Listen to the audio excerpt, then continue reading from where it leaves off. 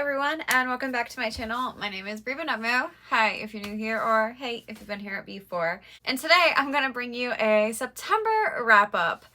I do apologize, I definitely missed a lot of content in September because there was only one video in between my August wrap-up and my September wrap-up. But my life is very busy, and I know I don't think I have to apologize. I know that the YouTube algorithm really doesn't like when you take breaks, especially when you're not like a pretty big creator, but it's just a risk I have to take in order to keep myself sane.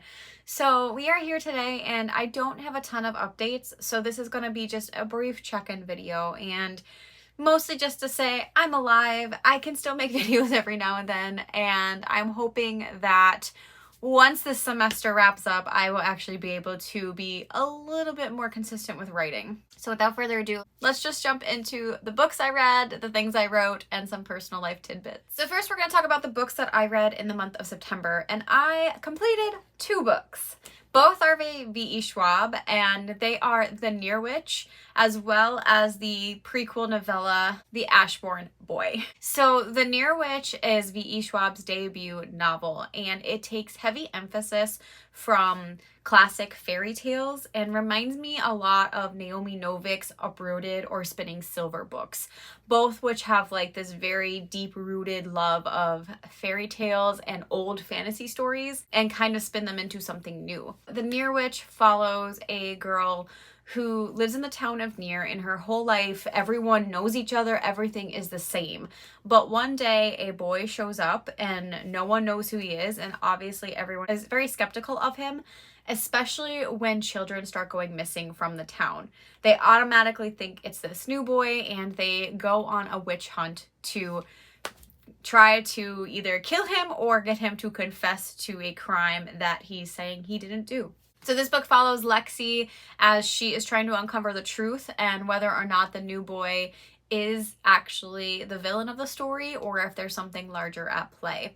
I really like the classic takes on the fantasy fairy tale tropes, as well as having it being a story of being kind of a stranger amongst people you know, as well as that juxtaposition for a real stranger in the town. Overall, I just think the book was well written. It's definitely different than V.E. Schwab's other books. However, now having read The Invisible Life of Addie LaRue, I very much see like that style of writing.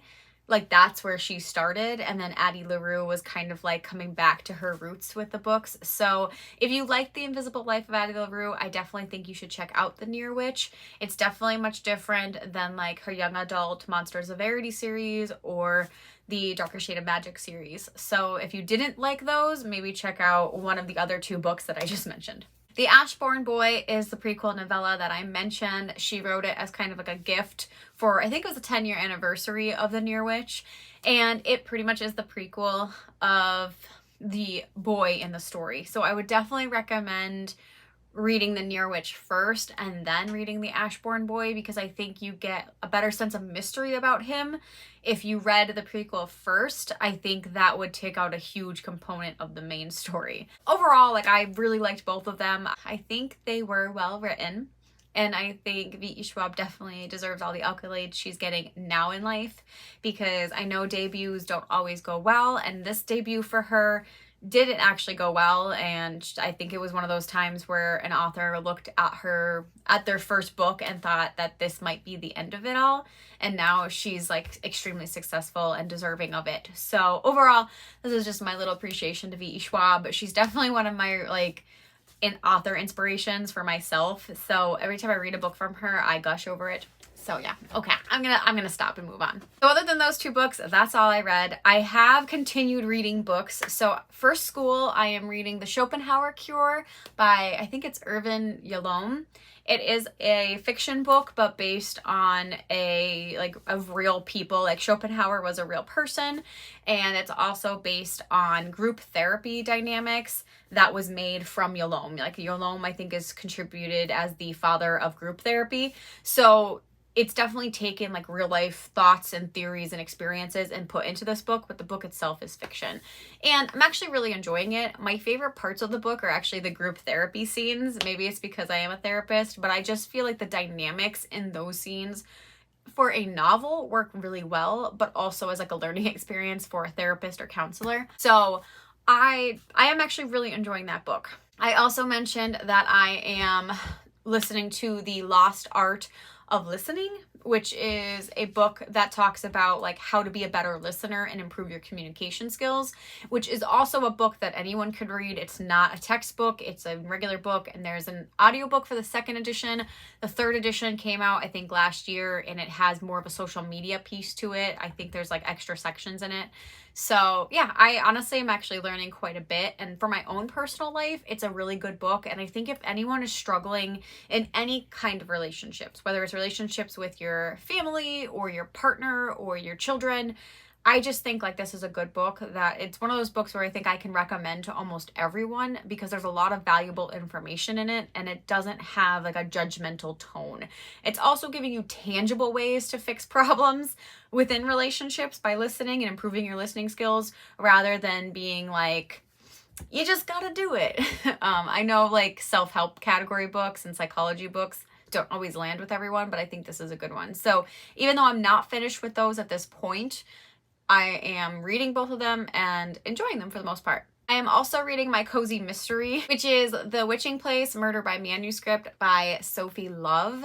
This is actually, I found out, the second book in the series, and a lot of times I didn't think cozy mysteries like followed like a consistent, like I thought they were all pretty much like you can pick up and you really won't miss stuff. And to the most part, that's true. Like I'm not going to go back and probably read book one. I just picked this up on a whim, but I do get the sense that this has been a continuation as well as its own story in the world. So there's some things that like things will come up and she'll be like, yeah, I remember this. And I'll be like, oh yeah, I didn't read book one.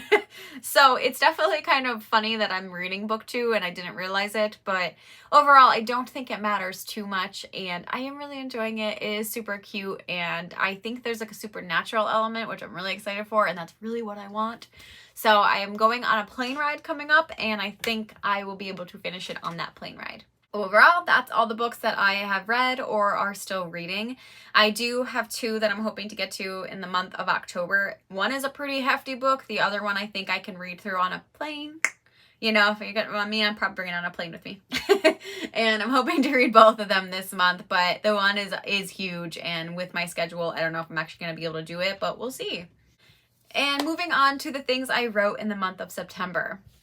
To be honest, I don't think I wrote a single thing. I really can't remember if I don't think I touched Prophecy Project at all. And other than my school stuff, which have been journal entries and a paper on self-care and burnout, I don't think I've written anything creative. And my notes for work definitely don't count because those are not fun at all.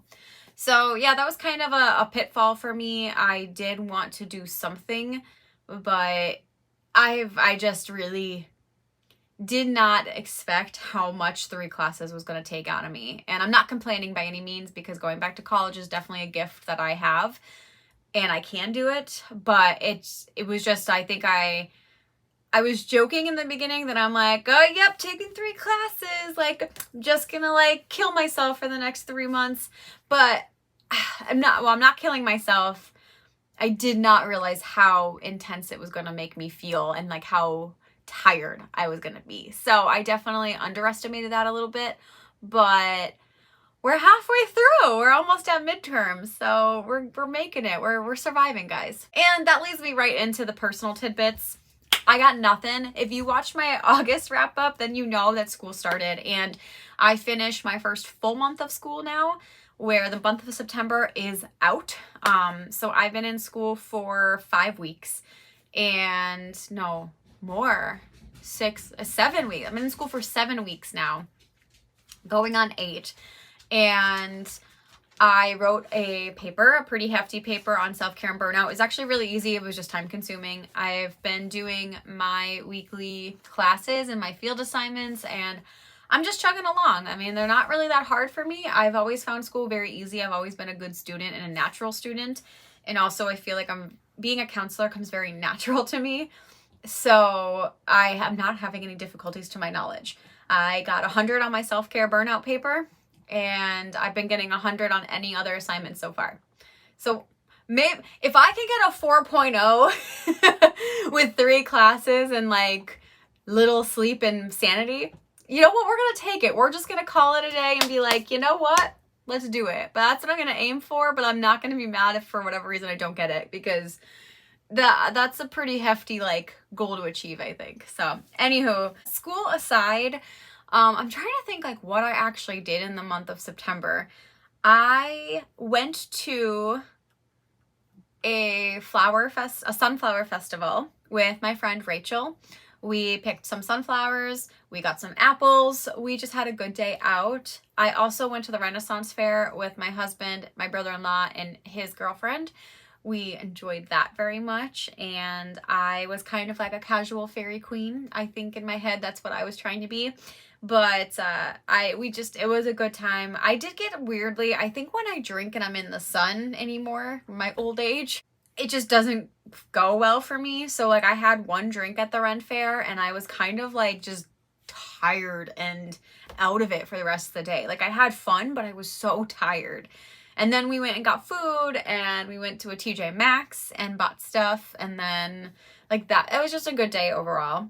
I also watched a few TV shows with my husband. We watched the first episode of Squid Game, which was like the most recent thing we watched. So I am really interested in it. I think this is right up my alley as far as like deadly competitions. That is my shtick. I love this so much. So I think I'm really gonna enjoy it. I know it's like one of the most streamed things in the world right now. And all of my clients also talk about it. So I feel like I gotta get on their level and watch it all. So we've only watched episode 1. We'll probably finish that in October. We also watched the entire season 3 of Sex Education, which I love on so many levels. Like I love it as a viewer. I think it's great entertainment. I love it as a counselor because I think it's so spot on with working with teenagers and kids in general.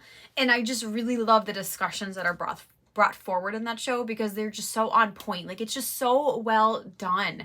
And I love it. I love the show. So if you haven't watched it, I definitely recommend it. And I think you just, like, I've also learned some things in that show. So it's just so well done. Like, chef's kiss. Go watch that show. And I don't think we've watched, well, we probably watched something else, but when I am in the mood to watch something, it's almost never unless someone else, like, tells me to come, like, watch it with them, which is usually my partner. So when Greg wants to watch something, I usually watch it with him. And I know I'm missing something else, but it's just slipping my mind right now. So, yeah. Maybe I'll leave it down in the comments if I remember what it was. But we had a pretty good month of like watching TV. And really, I think that might be it. I was at a wedding. The wedding is now over. And it was definitely an interesting wedding. It was a beautiful day. It worked out. Like everything kind of, I think to my knowledge, went smoothly. But it was definitely interesting just because there was a couple things that I've never experienced as like a wedding attendee or in a wedding before.